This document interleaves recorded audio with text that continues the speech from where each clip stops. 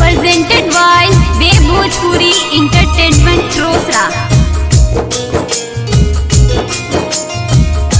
मैंने पूरी कोशिश करी।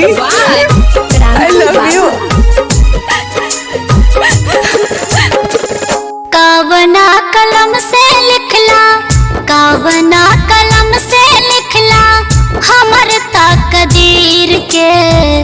काहे प्यार होला हम जैसन गरीब के, काहे प्यार होला हम जैसन गरीब के। कैसे के साहब हम, कैसे के साहब हम पीड़ितिया के पीर के।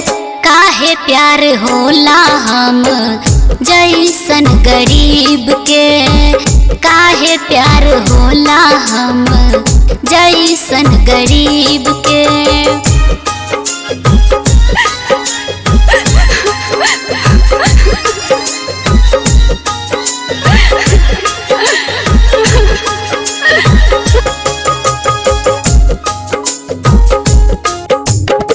संभल न पाए हमसे कैल तोहसे प्यार हो।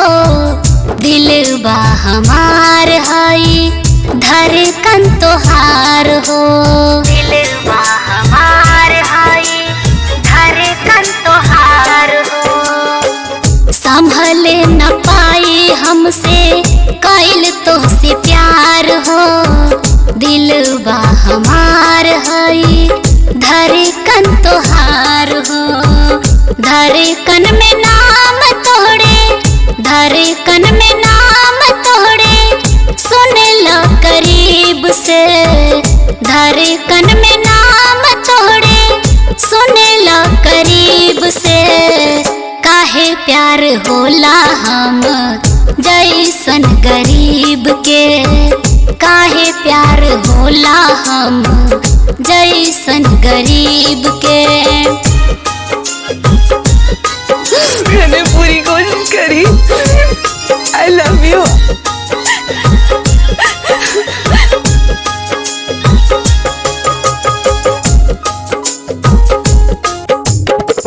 सुनाए विधाता कैनी कवन हम कसूर हो। जन्मों से ज्यादा चाहे बाला भइल दूर हो। जन्मों से ज्यादा चाहे बाला भइल दूर हो। सुनाए विधाता कैनी कवन हम कसूर हो। जन्मों से ज्यादा चाहे बाला भइल दूर हो। दिलवा न दिया तूता, दिलवा न दिया तूता कवनो फकीर के।